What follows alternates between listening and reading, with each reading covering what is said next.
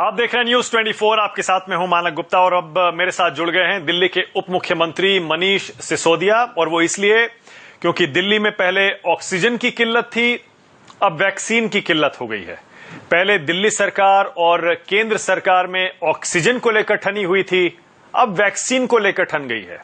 ये बार बार टकराव क्यों हो रहा है, सीधे मनीष सिसोदिया से पूछते हैं। मनीष, स्वागत है आपका न्यूज 24 पर। पहले तो यही पूछ रहा हूं कि आपकी शिकायत, आज आप मीडिया के सामने आए थे और आप कह रहे थे कि वैक्सीन नहीं मिल रही है और केंद्र सरकार के कहने पर नहीं मिल रही है। क्या है आपकी शिकायत, क्या कहना चाह रहे हैं आप? देखिए, केंद्र सरकार ने पिछले 3-4 महीने में देश के हिस्से की 6.5 करोड़ वैक्सीन विदेशों में भेज दी, उसको एक्सपोर्ट करवा दिया, जो कि किसी देश ने नहीं किया दुनिया के। जिस जिस देश में वैक्सीन बन रही है, सारे देश अपने लोगों की चिंता कर रहे हैं, अपने लोगों को वैक्सीन उपलब्ध करा रहे हैं, अपने अलग अलग शहरों में वैक्सीन भिजवा रहे हैं। जब उनके यहाँ वैक्सीन होना सुनिश्चित हो जा रहा है, उसके बाद कह रहे हैं भाई अब बताओ अंतर्राष्ट्रीय जगत में क्या है, वहाँ देंगे। हमारी सरकार देश के लोगों को पहले नहीं दे रही। देश के लोग मांग रहे हैं भाई हमें 1.5 करोड़ वैक्सीन चाहिए, दिल्ली के लोग मांग रहे हैं, तो दिल्ली के लोगों को कह रही है आपको तो 3.5 लाख मिलेगी। हमने 6.5 करोड़ वैक्सीन 93 देशों को भेज दी। हमने पाकिस्तान, अफगानिस्तान, ईरान, सऊदी अरब, बांग्लादेश, हमने सारे देशों को भेज दी। हमने बस अपने देश के लोगों को लिए नहीं दी। सबसे बड़ी गलती भारत सरकार की यह है, उसको मानना चाहिए कि उससे वैक्सीन के मैनेजमेंट में गलती हुई है।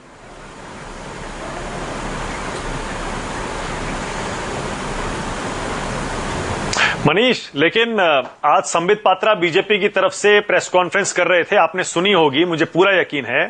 संबित पात्रा बता रहे थे कि जो 6-6.5 करोड़ का आप आरोप लगा रहे हैं, विपक्ष बार बार आरोप लगा रहा है, उसमें सिर्फ 1 करोड़ 7 लाख यही वैक्सीन है जो भारत सरकार ने एड के तौर पर कुछ देशों को दी है। बाकी सारी जो है वो कमर्शियल लायबिलिटीज हैं सीरम इंस्टीट्यूट की, भारत बायोटेक की, क्योंकि इन्होंने वैक्सीन का कच्चा माल लेने के लिए जिन देशों की विदेशी कंपनियों के साथ एग्रीमेंट किया था, उनको ये वैक्सीन देनी ही थी, तो इस पर भारत सरकार कुछ नहीं कर सकती थी। मानक, इस वक्त भारत कोरोना के खिलाफ युद्ध लड़ रहा है और युद्ध में सबसे पहले आप अपनी चिंता करते हैं। युद्ध में आप सबसे पहले इस बात की चिंता करते हैं, आपकी 50 ट्रीटीज होती हैं, आपको दूसरे देशों में सेना भेजनी होती है, आपको दूसरे देशों में मदद करनी होती है, लेकिन आप अपने देश की सुरक्षा की कीमत पर वो नहीं करते हैं। आज आपने अपने देश की सुरक्षा की कीमत पर वो कदम उठाए हैं जो अमेरिका ने नहीं उठाए। अमेरिका की ट्रीटीज नहीं है क्या यूरोप के देशों की नहीं है? फ्रांस ने, ब्रिटेन ने, आप टाइटल टाइप करके देखिए कि किस देश ने अपने कितने लोगों को वैक्सीन लगा दी है। आप देखेंगे कि अमेरिका में, यूरोप में, जापान में अपने 50% से ज़्यादा 60% तक लोगों को वैक्सीन लगा दी है। हमारे यहाँ अभी हम स्ट्रगल कर रहे हैं, और ये दिल्ली नहीं कर रही, सारे राज्य स्ट्रगल कर रहे हैं कि भाई वैक्सीन दे दो तो हम वैक्सीन लगाना शुरू करें। दिल्ली में लगानी शुरू की, थोड़े दिन में खत्म हो गई। तो ये अंतर्राष्ट्रीय टीटीज जिनकी ये बात कर रहे हैं, अंतर्राष्ट्रीय लायबिलिटीज जिनकी बात कर रहे हैं, वो सारे देशों की है, कोई हमारे देश की नहीं है। लेकिन हमारी सरकार कमजोर पड़ गई। हमारी सरकार मार्च से वैक्सीन देती आ रही है। आज फ्रांस ने पहली खेप दी है 1 लाख डोज की। फ्रांस के साथ वो नहीं थी क्या मजबूरियां? अंतर्राष्ट्रीय मजबूरियां सबकी हैं, लेकिन जब आपका अपना देश जल रहा हो, जब आपके अपने बच्चे मर रहे हों, जब आपके अपने नौजवान तड़प रहे हों, उस वक्त आपको चिंता यह करनी चाहिए कि पहले मैं अपने नौजवानों को वैक्सीन देके उनकी जान कैसे बचाऊं।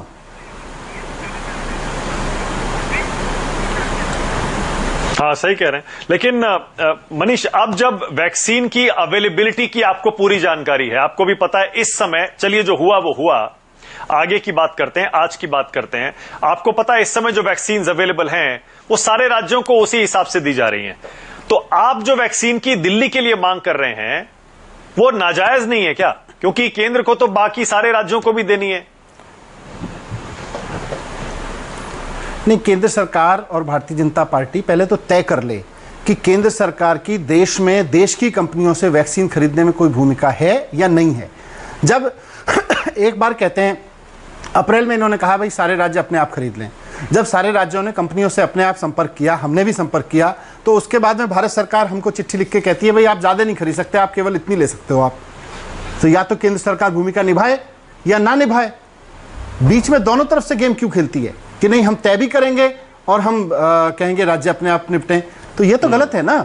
आप या तो राज्य सरकारों को कंपनियों से अपने आप डील करने दीजिए, या फिर आप ये सुनिश्चित कीजिए। दूसरा, जो मुख्यमंत्री अरविंद केजरीवाल जी ने प्रधानमंत्री जी से रिक्वेस्ट किया है कि इन दोनों कंपनियों से फॉर्मूला लेके देश की सारी वैक्सीन बनाने वाली कंपनियों को फॉर्मूला उपलब्ध कराइए। पूरा देश क्राइसिस में है और आपने देश में डिजास्टर मैनेजमेंट एक्ट लगा रखा है। इस वक्त आपके पास वो अधिकार है कि आप इन दोनों कंपनियों को कह सकें कि ये फॉर्मूला पूरे देश को बचाने के लिए देश की सारी वैक्सीन बनाने वाली कंपनियों को दे दीजिए ताकि मास लेवल पे प्रोडक्शन हो सके। क्या मजबूरी है? आप एक तरफ तो कह रहे हैं कि हम विदेशों को भेजेंगे, आप एक तरफ कह रहे हैं हम अपनी इन दोनों कंपनियों के अलावा किसी को प्रोडक्शन नहीं करने देंगे, फिर आप कह रहे हैं साहब हमारे पास वैक्सीन नहीं है। यार क्या हो गया? आप भारत सरकार है कि क्या है? ओके, तो आपने दो बातें की हैं।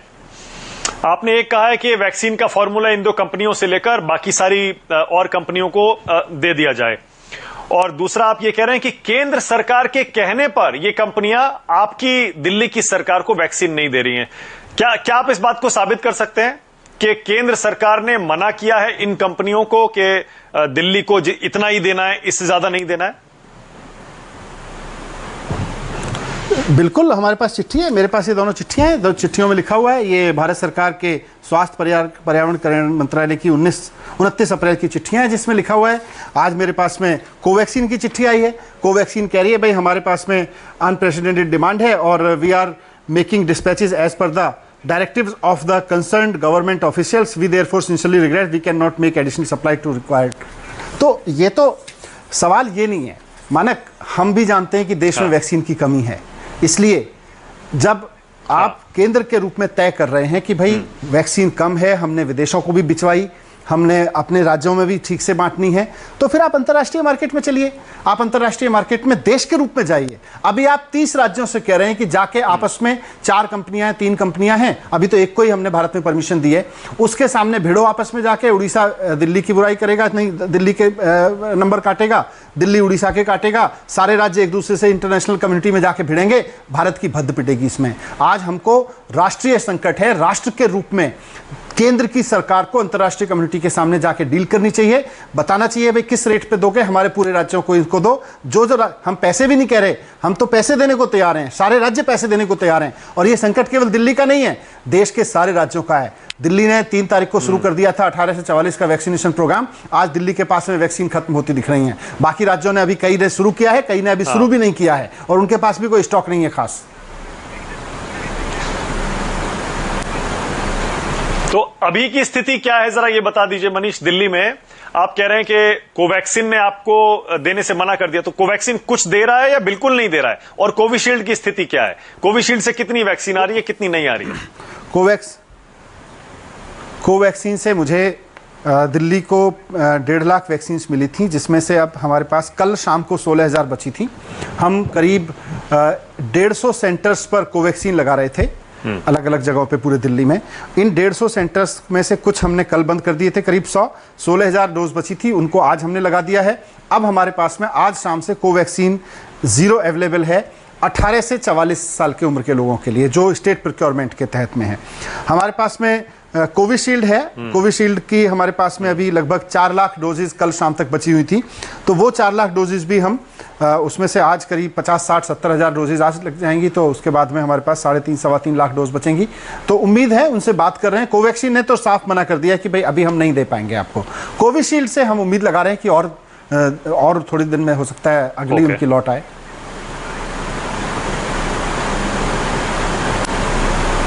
हाँ, तो आप ग्लोबल टेंडर क्यों नहीं निकालते? जैसे यूपी की सरकार ने निकाला है और 1-2 सरकारों ने ग्लोबल टेंडर निकाल दिए हैं। ग्लोबल टेंडर मानक निकाल रहे हैं हम, लेकिन ये भारत का दुर्भाग्य है कि केंद्र सरकार कह रही है कि सारे राज्य, 30 राज्य जाके इंटरनेशनल कंपनी के सामने जाके लड़ो एक दूसरे से, वहां बीट करो, वहां एक दूसरे को कंपीट करो। दिल्ली हरियाणा को कहेगा साहब उसको वो 100 रुपए में ले रहा है, मैं 110 में लेने को तैयार हूं। हरियाणा फिर कहेगा नहीं, मैं 120 रुपए में लेने को तैयार हूं। ये कोई अच्छी सिचुएशन थोड़ी है। आज से पहले भारत एक हुआ करता था, अंतर्राष्ट्रीय बिरादरी के सामने जब भी भारत जाता था एक होके जाता था। आज पूरे देश के सामने संकट है, लेकिन केंद्र सरकार कह रही है आप लोग राज्य जाके आपस में लड़ो इंटरनेशनल कम्युनिटी के सामने। ये तो ठीक नहीं है। राज्य सरकारें तो जाएंगी। उत्तर प्रदेश चला गया, हमारा भी टेंडर तैयार है, कई और राज्य सरकारें, हमारी बात हो रही है, वो लोग भी टेंडर कर रहे हैं, लेकिन ये कोई अच्छी सिचुएशन नहीं है। भारत सरकार को चाहिए, जैसे पल्स पोलियो पूरे देश ने मिलकर लड़ा, आज कोविड में लॉकडाउन हुआ तो पूरे देश में लगाया गया था, अलग अलग राज्यों ने फिर अपने अपने नियम बनाए। तो आज कोविड से लड़ने में अचानक केंद्र सरकार राज्यों को कह रही है कि जाके इंटरनेशनल कम्युनिटी के सामने एक दूसरे से कॉम्पीट करो। ये क्या है यार, ये तो मजाक है। भारत का पहले ही मजाक बन रहा है कि हमने कोविड मैनेजमेंट में बहुत तरह की मूर्खताएं की हैं। ये सबसे बड़ी भद्द पिटेगी हमारी कि भारत के राज्यों में आपस में वो नहीं है, केंद्र सरकार भारत के राज्यों की कोई मदद नहीं कर रही है। हम तो हाथ जोड़ के विनती कर रहे हैं कि साहब, हम पैसे का भी इशू नहीं है, राज्य सरकार, आई एम श्योर कि बाकी राज्य भी ऐसे ही सोचते होंगे, पैसा भी देने को तैयार हैं, लेकिन 18 से 44 क्या, हमारे बच्चों के लिए भी इंटरनेशनल कम्युनिटी के सामने जाइए, डील करिए, राज्यों के लिए डील करिए, और राज्यों के लिए वैक्सीन केंद्र सरकार को लेकर आनी चाहिए।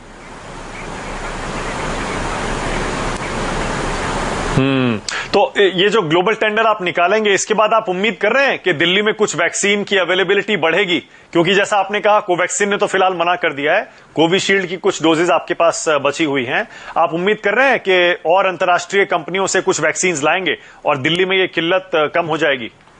अब अभी तक देखिए, कहने के लिए हम ग्लोबल टेंडर और उन सब की बात कर सकते हैं, लेकिन ग्राउंड रियलिटीज को भी समझिए। 2 कंपनीज इंडिया की हैं जो अभी भारत में वैक्सीन मंजूर है, उसके अलावा एक कंपनी रशिया की है, स्पुतनिक, जो भी उनकी कंपनी है, पर स्पुतनिक जिसको वैक्सीन बोलते हैं वो है। उसके बाद अभी हमने, भारत सरकार ने दुनिया की किसी भी वैक्सीन को इंडिया में बेचने की, इंडिया में कंज्यूम करने की इजाजत नहीं दी है। तो सारी सरकारें एक ही देश के सामने जाएंगी, सारी सरकारें उसी से जाएंगी। हमारा सारे राज्य सरकारों का एकमात्र कॉन्टैक्ट ऑफ पर्सन उस देश में, उस देश का एम्बेसडर होगा। सारे राज्य के मुख्यमंत्री या मुख्य सचिव उसको फोन करके कह रहे होंगे, भाई हमें भी दिला दो थोड़ी सी, हमें भी दिला दो थोड़ी सी, हमारे लिए भी थोड़ी सी लॉबिंग कर दो, हमारे लिए भी लॉबिंग कर दो। ये बड़ी अनहैप्पी सिचुएशन है। सेंट्रल गवर्नमेंट को चाहिए था कि इस संकट को पहले से गंभीरता से लेती, और पहली बात तो उनको विदेश में भेजने वाली वैक्सीन रोकनी चाहिए थी।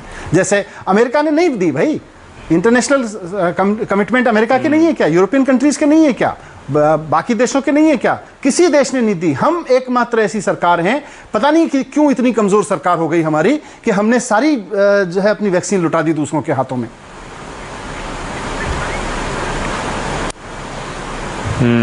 तो आप जो कह रहे थे और आप एक्सपेक्ट कर रहे थे 3 महीने में दिल्ली की सारी पॉपुलेशन को वैक्सीनेट कर सकते हैं, अब आपको लगता है कि वो 6 महीने 9 महीने में भी पूरा हो पाएगा? बहुत कठिन है ये कहना, क्योंकि अगर आज भी हमें वैक्सीन मिल जाए, हमारी पूरी मशीनरी तैयार है। मैं तो बहुत मैथमेटिक्स पे लेके बैठा हूं कि हमारे करीब 300 सेंटर्स पे हम रोजाना 3 लाख लोगों को वैक्सीन लगा के, बड़ी संख्या में इसको 3 से 4 लाख लोगों को रोजाना वैक्सीन लगा के इसको अभी भी आगे बढ़ा सकते हैं।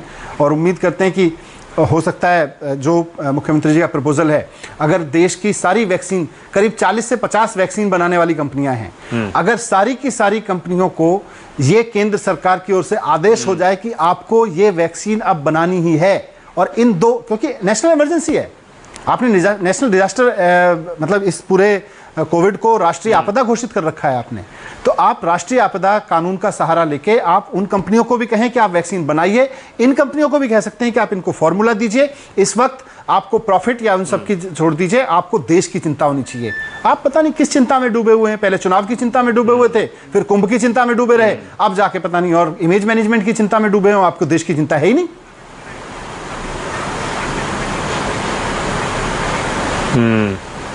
अच्छा, एक और चीज, ऑक्सीजन को लेकर जो किल्लत थी, क्या वो पूरी तरह से मनीष अब रिजॉल्व हो गई है दिल्ली में? अब तो ऑक्सीजन के लिए कोई हॉस्पिटल, कोई नर्सिंग होम, घरों में जो किल्लत थी अब वो नहीं है ना, वो डिमांड नहीं आ रही है ना? लगभग 20 अप्रैल से 5 मई तक, जब कह सकते हैं कि जो इसका सबसे कठिन दौर था, वहाँ बेड्स की भी किल्लत थी, एक बेड भरा हुआ था हॉस्पिटल्स में, और ऑक्सीजन की भी किल्लत थी। आज अगर मैं आपको बहुत लेटेस्ट अपडेट दूं तो दिल्ली के सारे अस्पतालों में जो हमारा मोबाइल ऐप है, 4648 बेड्स इस समय खाली हैं। तो 4648 बेड्स खाली हैं, तो जाहिर सी बात है कि वहाँ पे जो ऑक्सीजन कंज्यूम हो रही थी वो भी अब खाली है, उसकी भी ज़रूरत नहीं है। और इधर केंद्र सरकार और कोर्ट के सहयोग से जो ऑक्सीजन पहले हमको 350 मेट्रिक टन मिल रही थी या 400 मेट्रिक टन मिलती थी, वो करीब 550 मेट्रिक टन मिलनी शुरू हुई है। चारों तरफ से कोई SOS कॉल नहीं है, कोई इस तरह की आफत की खबर नहीं है। तो मैं समझता हूं कि ऑक्सीजन 550 की टन, मतलब घटी हुई बेड्स की डिमांड में और कोविड के घटे हुए केसेस को देखते हुए अभी ऑक्सीजन पर्याप्त मात्रा में मिल रही है। ओके मनीष, पीक चली गई क्या? दूसरी लहर की दिल्ली में पीक निकल गई क्या? माना कभी कहना मुश्किल है कि पीक निकल गई, क्योंकि कोविड के बारे में एक ही चीज़ निश्चित है कि इसके बारे में कुछ भी निश्चित नहीं है। पिछले 1.5 साल में हम सब ने मिलकर ये देखा है। बट अभी के जो केसेस, जिस तरह से 35% का पॉजिटिविटी रेट दिल्ली में पहुंच गया था, वो अब लगभग 15% आ गया है। जो 27-28 हज़ार तक केस पहुंच गए थे, वो अब 12-13 हज़ार तक आ गए हैं।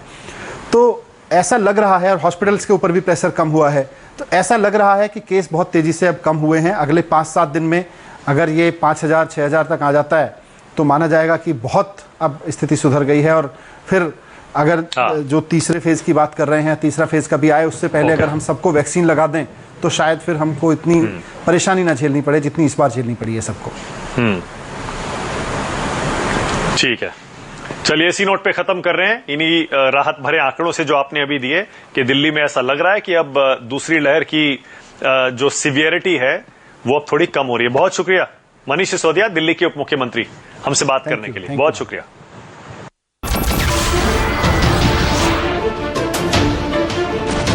नमस्कार, मैं हूं मानक गुप्ता। अगर आपको हमारा ये वीडियो पसंद आया हो तो इसे लाइक और शेयर जरूर करें, और हां, हमें सब्सक्राइब और फॉलो करना ना भूलें ताकि आप देश और दुनिया की कोई खबर मिस ना करें। तो जुड़े रहिए हमारे साथ और देखते रहिए News 24।